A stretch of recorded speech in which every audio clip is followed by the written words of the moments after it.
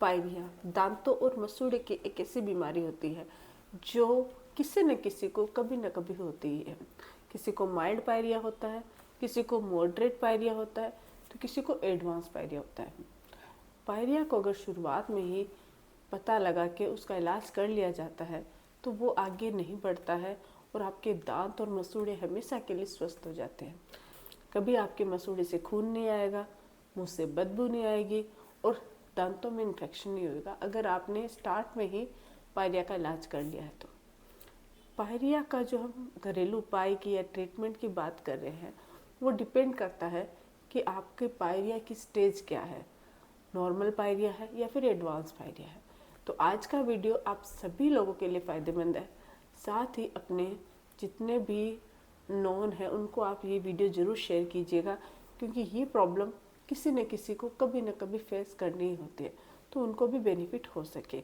और जिनके अभी तक पायरिया की प्रॉब्लम नहीं हुई है उनको आगे चल के पायरिया नहीं होगा, जो मैं नुस्खे बताने जा रही हूँ उसके थ्रू। तो वीडियो को अंत तक जरूर देखिएगा। मैं हूँ डॉक्टर पूनम और आप देख रहे हो smile openly with doctor Poonam. Video शुरू करने से पहले अगर अभी तक आप लोगों ने चैनल सब्सक्राइब नहीं किया है तो प्लीज़ सब्सक्राइब कर लीजिएगा। बेल आइकन को प्रेस करना बिल्कुल ना भूलिएगा ताकि आपको न्यू वीडियोस की नोटिफिकेशंस मिलती रहे। पायरिया होता क्यों है? अगर आपकी ओरल हाइजीन पुअर है, यानी कि आप रेगुलर ब्रश नहीं करते हो, रात को ब्रश नहीं करते हो, फ्लोस नहीं करते हो, कुल्ला नहीं करते हो, तो इससे क्या होता है, मुंह में जो बैक्टीरिया होते हैं वो आपके मसूड़ों पे और दांतों पे अटैक करते हैं, जिसकी वजह से दांतों के बीच में खाना फंसा हुआ रह जाता है और वो आपके और ज़्यादा डीप जाते हैं मसूड़े के अंदर और मसूड़ों में इन्फेक्शन क्रिएट कर देते हैं। माइल्ड पायरिया में क्या होता है, शुरुआती अगर स्टेज की बात करें तो हल्की सी ब्लीडिंग होती है जब आप ब्रश करते हो तो, और साथ ही मुंह से थोड़ी बहुत स्मेल आती है, लेकिन कोई दर्द नहीं होता है, कोई प्रॉब्लम नहीं होती, इसलिए इसको इतना ज़्यादा लोग नोटिस नहीं करते। इस टाइम अगर आपने इस पर ध्यान नहीं दिया तो क्या होगा, धीरे धीरे बढ़ता जाएगा और फिर आपके मसूड़े अपनी जगह से हटने लग जाएंगे, मुँह से ज़्यादा स्मेल आएगी, नॉर्मली कुछ खाओगे तो भी ब्लीडिंग होनी शुरू हो जाएगी। ये मॉडरेट पायरिया में होता है। एडवांस स्टेज पायरिया में क्या होता है, इसको भी आपने ध्यान नहीं दिया, डॉक्टर को नहीं दिखाया, इसका ट्रीटमेंट नहीं किया तो क्या होगा, धीरे धीरे मसूड़े एकदम से अपनी जगह से हटने लग जाएंगे और दांतों की जड़ें दिखनी शुरू हो जाएगी, जिसको हम पेरियोडोंटाइटिस कहते हैं या फिर गम रिसेशन भी बोल सकते हो। धीरे धीरे दांत हिलने लग जाएंगे और दांत है वो उम्र से पहले ही निकल जाएंगे। साथ ही मुँह से बहुत ज़्यादा बदबू आएगी कि कहीं बैठने में भी दिक्कत होनी शुरू हो जाएगी। ब्लीडिंग जैसे ही एडवांस पायरिया की स्टेज में पहुंच जाता है तो ब्लीडिंग गम की प्रॉब्लम खत्म हो जाती है। क्यों होती है? क्योंकि गम ही नहीं बचे हैं तो ब्लीडिंग होगी कहाँ से। तो मॉडरेट से एडवांस पायरिया की स्टेज मत आने दीजिए, अगर आ गई तो फिर आपके दांत बिल्कुल ख़राब हो जाएंगे।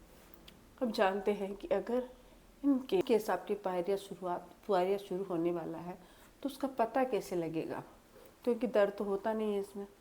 पता लगाने के लिए नॉर्मली आपके मसूड़े क्या होता है, हेल्दी होते हैं, कुछ भी दिक्कत नहीं है, लेकिन जब आप ब्रश करते हो और ब्रश करते वक्त अगर आपके मसूड़े से खून आ रहा है या फिर सूजन महसूस हो रही है, नॉर्मली क्या होता है, कभी कभी आपने देखा होगा गम है वो इन्फ्लामेशन हो जाती है, गम में सूजन फील होती है, मसूड़े में जब आप टच करोगे तो सॉफ्टनेस फील होगी, हल्का दबाने पे दर्द हो सकता है, या फिर मुंह से स्मेल की प्रॉब्लम आने, या फिर टार्टर हल्की हल्की पीली लाइन मसूड़े के पास जो दांतों की और रूट के जो एरिया होता है वहाँ पे टार्टर बनना शुरू हो जाता है। ये जो सिम्टम्स होते हैं वो होते हैं पायरिया के शुरुआती लक्षण।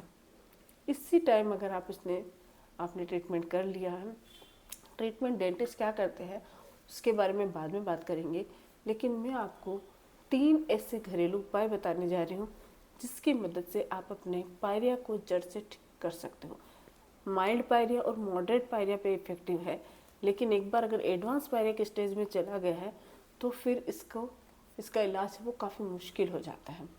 तो जब भी आपको कोई भी ब्लीडिंग गम्स या गम स्वेलिंग की सिम्टम्स दिखाई दे तभी आप ये स्टार्ट कर दीजिए, या फिर अगर आपके नहीं है तो भी आप हफ्ते में 1 या 2 बार जो मैं तरीके बताने जा रही हूँ वो कर सकते हैं, ताकि आगे चल के आपकी पायरिया की प्रॉब्लम ना हो। तो क्या करना है, सबसे पहला काम है नमक के पानी से कुल्ले करना। ये मुंह में मौजूद जो बैक्टीरिया होते हैं जिनकी वजह से आपके पायरिया की प्रॉब्लम हो सकती है, मसूड़ों में इन्फेक्शन हो सकता है, उन बैक्टीरिया को डिस्ट्रॉय कर देता है। साथ ही जो खाना फंसता है उसको घोल के अपने साथ बाहर निकाल देता है, जिससे आपके मसूड़े भी हेल्दी रहते हैं और मसूड़ों में सूजन नहीं आती, मुंह से बदबू नहीं आती और ब्लीडिंग गम्स की प्रॉब्लम भी नहीं होती है। तो नमक के पानी से दिन में 2 बार कुल्ले जरूर करें। अगर आपके कोई भी पायरिया की प्रॉब्लम नहीं है तो आप हफ्ते में 1 या 2 बार नमक के पानी से कुल्ले कर सकते हैं। इससे मसूड़े हेल्दी रहते हैं। दूसरा तरीका है वो है नीम। नीम में भी एंटीबैक्टीरियल और एंटी इन्फ्लामेटरी प्रॉपर्टी पाई जाती है। नीम के इस्तेमाल से आप ब्लीडिंग गम्स की प्रॉब्लम दूर कर सकते हो, उससे बदबू आने की प्रॉब्लम दूर कर सकते हो और साथ ही दांतों से जुड़ी अन्य समस्याएं जैसे कि सेंसिटिविटी, दर्द, गम में इन्फेक्शन, गम रिसेशन, इन सब को आप ठीक कर सकते हो। तो आपको करना क्या है, नीम की ताज़ा पत्तियाँ लेनी है और उसको पीस कर उसका पेस्ट बनाना है और उस पेस्ट में हल्का सा हल्दी ऐड करना है और हल्का सा नमक ऐड करना है। थोड़ा सा आप नारियल का तेल भी 1 से 2 बूंद ऐड कर सकते हो और उसके बाद अपने गम्स पे अच्छे से अप्लाई करके छोड़ दीजिए। नीम का टेस्ट काफ़ी कड़वा होता है, इसलिए हो सकता है आप ज़्यादा देर बियर ना कर सको, तो जितनी देर रख सकते हो 5 मिनट 10 मिनट आप गम्स पे लगा के रखिए।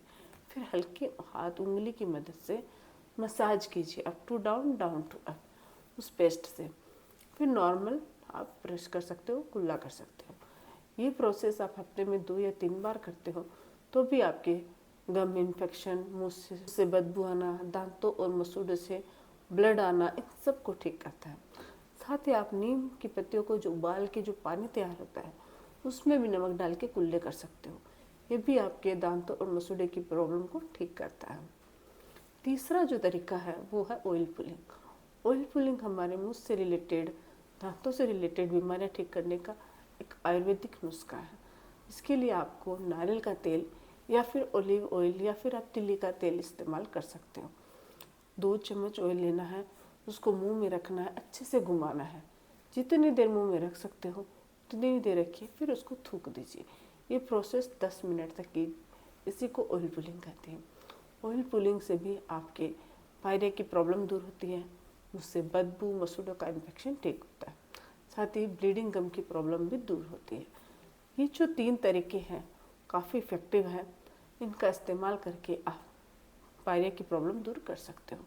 इसके अलावा अगर आपके पायरिया की शिकायत हो रही है और आप होम रेमेडीज़ नहीं अपनाना चाहते हो तो डेंटिस्ट के पास जाके दांतों की सफाई करवा सकते हो। दांतों और मसूड़ों की सफाई करने के बाद डेंटिस्ट आपको कुछ दवाइयाँ देंगे, कुछ जेल, गम पेंट लगाने के लिए देंगे, उससे भी आपके पायरिया की प्रॉब्लम दूर होती है।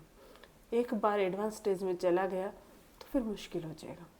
सॉफ्ट ब्रिस्टल वाले ब्रश से ब्रश करना है। कोशिश कीजिए कि पेस्ट थोड़ा सा ले, लेकिन ब्रश हमेशा सॉफ्ट हो और ब्रश हर 3 महीने में आपको चेंज करनी है। रात को सोने से पहले ब्रश और फ्लॉस का इस्तेमाल कीजिए। कुछ भी खाए तो कुल्ला जरूर कीजिएगा। जंक फूड्स अवॉइड कीजिए। हर 6 मंथ्स में 1 बार डेंटल विजिट कीजिए। आज के लिए बस इतना ही। आई होप कि वीडियो आप लोगों के लिए हेल्पफुल रहा होगा। वीडियो अगर अच्छा लगे तो प्लीज़ चैनल को लाइक कीजिए, शेयर कीजिए और सब्सक्राइब जरूर कीजिएगा। Thank you.